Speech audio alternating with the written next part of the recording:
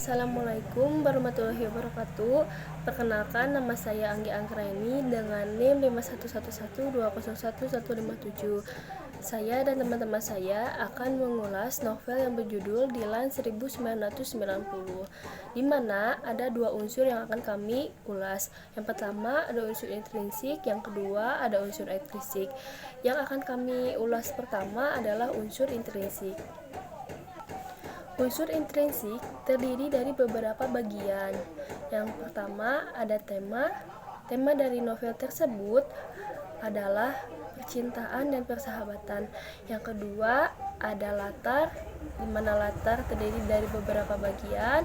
Ada latar waktu, latar tempat, dan latar suasana. Latar waktu menunjukkan pagi, siang, sore, dan malam. Latar tempat menunjukkan di warung BEM, sekolah, rumah Bunda, rumah Milea, dan jalan Buah Batu. Suasananya menunjukkan sedih, bahagia, humoris, dan tegang. Selanjutnya ada penokohan dan watak. Milea memiliki watak penyayang, baik hati, sopan, dan cantik. Dilan memiliki watak baik hati, setia kawan, penyayang, perhatian, dan humoris.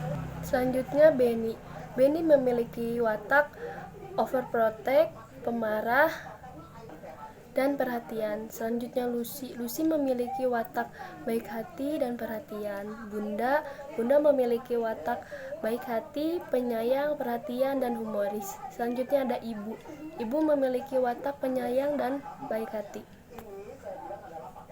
Selanjutnya alurnya ada pengenalan. Untuk pertama kali, Milea Adnan Hussein berjalan menuju sekolah barunya dan dihampiri oleh pengendara motor. Pengendara motor itu pun berbicara, "Bolehkah aku ramal? Aku ramal nanti siang kita akan bertemu di kantin." Dia adalah Dilan, anggota geng motor Bandung tahun 1990. Alur selanjutnya timbul permasalahan, di mana Dilan dan Milea makin hari makin terlihat dekat. Karena kehumorisan Dilan lah yang membuat Milea makin nyaman berada di dekat Dilan. Namun, bukan hanya Dilan saja yang menaruh hati kepada Milea. Ada banyak, terutama teman sekelas Milea yang bernama Jaja. Namun, status Milea masih berpacaran dengan Benny, pacarnya di Jakarta sebelum pindah ke Bandung. Selanjutnya alur konflik. Semakin hari, hubungan Milea dan Dilan semakin dekat. Namun, di dalam masa pendekatan itu, Anhar sebagai teman Dilan atau seanggota geng motor dengan Dilan merasa Dilan mempunyai atau memiliki sikap yang berubah. Sikap Dilan yang terkadang Anhar memiliki pikiran bahwa Dilan berubah karena Milea. Karena Milea lah yang membuat Dilan jauh dari geng motor. Selanjutnya Di sini saya akan menjelaskan klimaks dari novel Dilan 1990.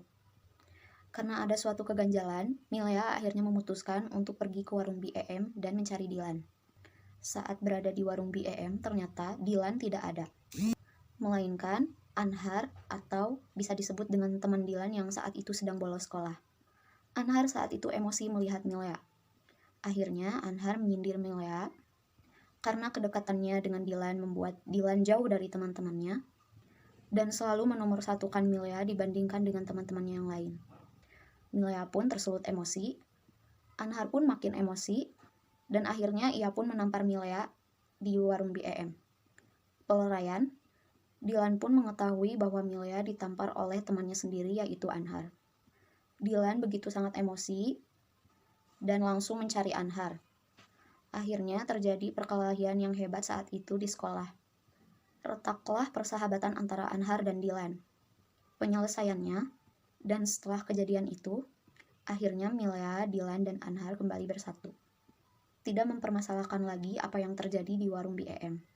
Anhar sudah meminta maaf kepada Dilan dan Milea. dan mereka pun memaafkannya. Dan Milea pun akhirnya putus dengan pacar yang sebelumnya yang ada di Jakarta. Karena Milea merasa pacarnya saat itu sangat overprotective dan membuat Milea gerah. Hingga akhirnya Milea memulai hubungan dengan Dilan.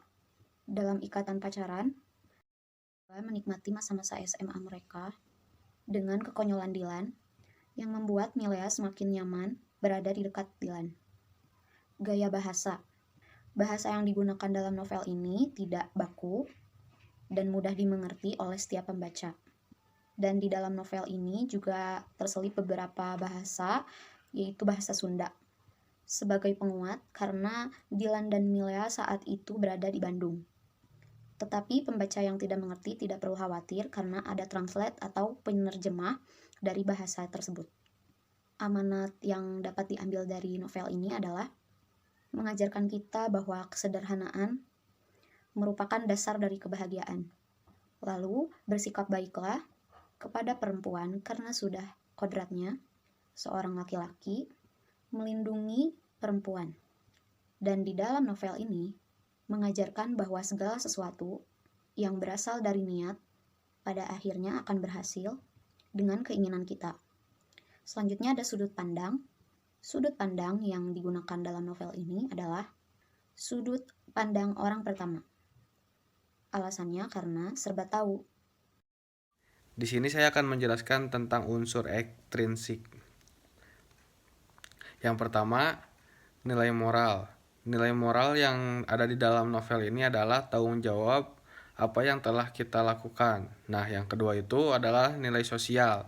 Ada rasa kesetiakawanan di dalam novel ini. Antar sesama geng motor yang dijalani Dilan, banyak rintangan tapi geng mereka tidak membuat mereka lari dari masalah tersebut. Nah, yang ketiga itu adalah adat istiadat. Di dalam novel ini ia menggunakan aturan adat Bandung dalam kegiatan sehari-harinya. Nah, yang keempat itu adalah nilai agama.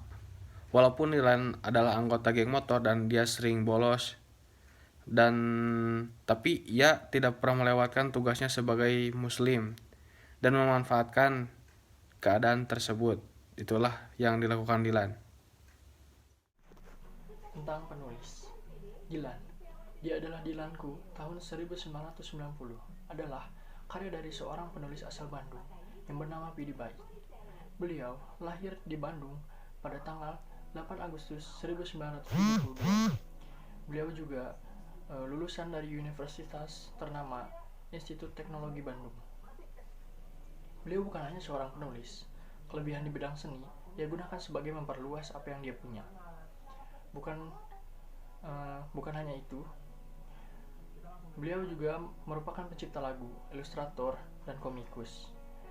Bandung adalah kampung halamannya, dan tidak hanya Dilan saja karya yang ia tulis. Banyak novel lucu yang telah dibuat oleh beliau, dan selalu membuat para pembaca suka dengan apa yang beliau tulis. Perkenalkan, nama saya Muhammad Rizky Dwi Alfikri dengan NIM 5111201142. Saya di sini menjelaskan tentang pendapat tentang novel Dilan 1990. Novel ini sangat bagus, sangat pantas untuk dibaca oleh setiap golongan. Karena apa? Di sini banyak sekali nilai-nilai yang terkandung antara nilai moral, adat istiadat, dan sebagainya. Kisah ini juga mengangkat dari kisah nyata yang ditulis oleh Pidi Baik. Nah, banyak contoh amanat yang terkandung atau tertulis dalam novel Dilan 1990. Contohnya kesederhanaan Dilan yang memberikan kepada Milea yaitu PPS yang diisi sendiri sama Dilan.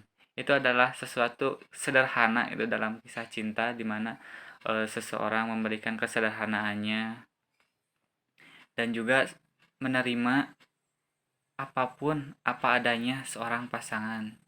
Nah, itu adalah yang dicerminkan dari Dilan dan Milea. Nah, ditambah lagi kehumorisan yang membuat bahagia menjadi lebih sempurna.